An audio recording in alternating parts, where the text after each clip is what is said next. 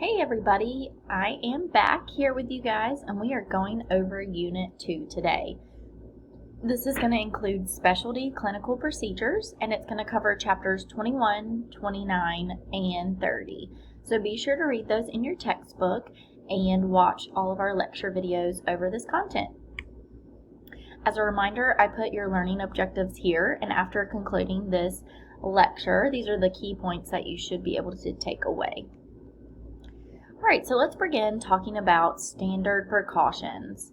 According to the CDC, standard precautions are designed to risk the transmission of microorganisms, both recognized and unrecognized sources of infection in hospitals. But this also applies to anywhere in the world, clinics, out and about, in different stores, wherever you interact with people that may have wounds and bodily fluids and things like that. So standard precautions actually apply to blood, bodily fluids, non-intact skin, so think cuts, scrapes, wounds of any sorts, and mucous membranes, which eyes, ears, nose, all of those areas. So everyone everywhere should practice standard precautions. So standard precautions includes hand washing, gloving up, protecting our eyes, our mouth, if there's a lot of fluids and things floating around, wearing a gown, handling different items safely. So for instance, of course, doctors and nurses and all of those people in the hospital wear appropriate PPE. We'll get to that in a second. But practice standard precautions. But this also applies to individuals that you might not think of. So our environmental services individuals, they handle our laundry. So the sheets and things that are on the hospital beds, they have to follow standard precautions because there may be blood on those sheets. They must wear gloves to handle that, right? So they're following those same standard precautions. But the same thing goes for if you're going to help someone that maybe starts bleeding in Target or something like that. You're not just going to go rush and start touching them with ungloved hands, right? You're going to follow standard precautions and wear the appropriate gear before you start aiding in their help in helping them. Alright, so along with standard precautions, we also have more specialized precautions. One being, or what are called transmission-based precautions. And there are different categories. The first is going to be contact precautions. So these are used when we have patients that have signs of an active infection. So maybe their wound looks infected. Presence of stool incontinence, meaning that they cannot hold their bowels and they're, having incontinence issues. They have any type of ostomy tubes, so colostomy bags, ileostomies, things like that, or drains from different bodily fluids. So sometimes you'll have a patient with an abdominal drain, maybe they had an abdominal surgery, things like that. So we want to make sure these patients are placed in an exam room as quickly as possible, just to risk the exposure to other patients. We want to use hand hygiene before and after touching the patient, and we also apply gloves.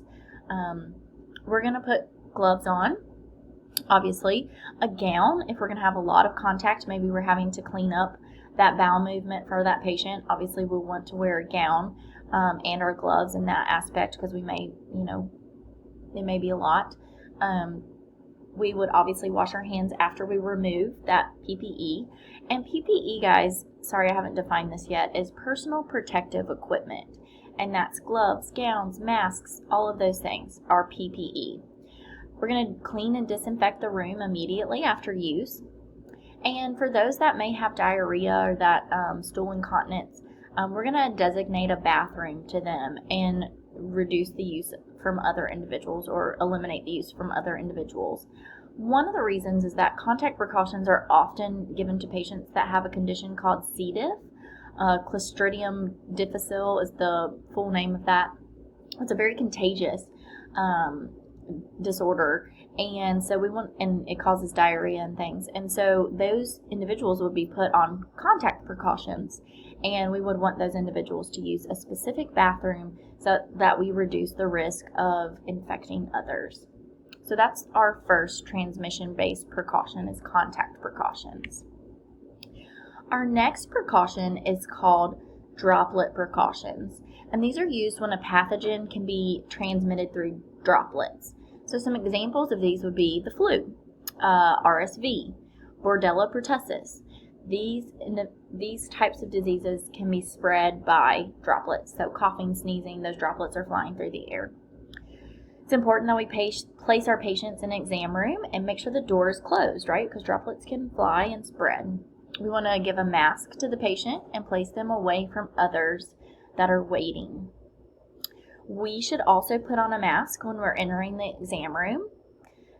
If there's going to be a lot of secretions, lots of coughing, lots of mucus, all of that stuff, we'll want a gown, gloves, and goggles as well on top of the mask. Obviously, we're washing our hands before and after, and even contact with what they're touching. So maybe they touched a pen, obviously wash your hands in between all of that as well. And cleaning and disinfecting the room before and after. Our last transmission-based precaution is going to be airborne precautions. This applies to patients that have a suspected or infected pathogen that can be transmitted through the air. So guys, we have a great example of this right now, COVID. It started as an airborne precaution disorder, right? CDC changed it. It's now a droplet and contact precaution. However, we in the hospitals still somewhat treat it as an airborne disease. We still wear an N95 mask when we come in contact with patients possible or positive for COVID. But we also follow these airborne precautions for disorders such as tuberculosis, measles, chickenpox, shingles. These are all airborne precaution diseases. So for these individuals, it's very important to decrease the amount of exposure to anyone else, right? Because it's just in the air, flying around, it's airborne. And so we want to, in our clinic, if possible, have a different entrance and exit for these guys. We want to put them in an airborne room if we have one, an isolation room. They have certain rooms that exist. A negative pressure room is what it's called, to help the airflow. So it's not, a lot of air ducts are connected. We want a room that the air is not connected to other rooms. And your clinic may or may not have one of those. Our hospitals, some of our rooms are negative pressure rooms and some are not. So it's important to know which ones are and which ones are not. But for your PPE, you're going to be wearing an N95 mask, right? And that's different than a surgical mask. N95 masks are tight fitting. You should not be able to smell anything. You're fitted for these annually. You're going to wear a gown, gloves, goggles, or some sort of face shield to prevent respiratory secretions from entering, even touching your mask. You're going to have the patient wear a mask. Now, they're probably not going to be wearing an N95. They'll probably just have on a surgical mask, but you will be wearing an N95. You're going to make sure you teach them respiratory hygiene and cough etiquette to decrease the amount of airborne secretions. And then when that patient leaves the room, so they get discharged or they go home, you're going to want to make sure that that room stays vacant for 1 hour to let all of those airborne particles settle, and then the room can be cleaned. If you don't have an isolation room or a negative pressure room, you're going to send those patients somewhere that can handle a patient that needs airborne precautions. All right, here's just some pictures of those airborne precaution guidelines. They're often put on the outside of a door of a patient room so that you know, or anybody knows, that you have to follow these procedures before entering the room. Now, continuing on our conversation about precautions and wearing PPE, there is a certain order that you put on your PPE and take it off. It's very important to follow this order to reduce the risk of accidentally exposing yourself to these diseases.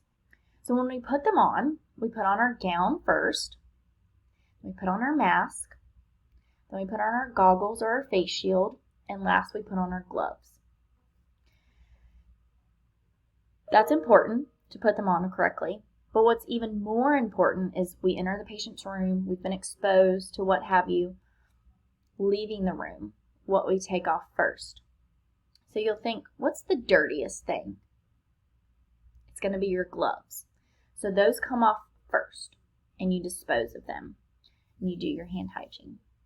Next, you're going to take off your goggles, and making sure that you go away from your body with those. Goggles off. Gown. Take your gown off and dispose of it. Hand hygiene.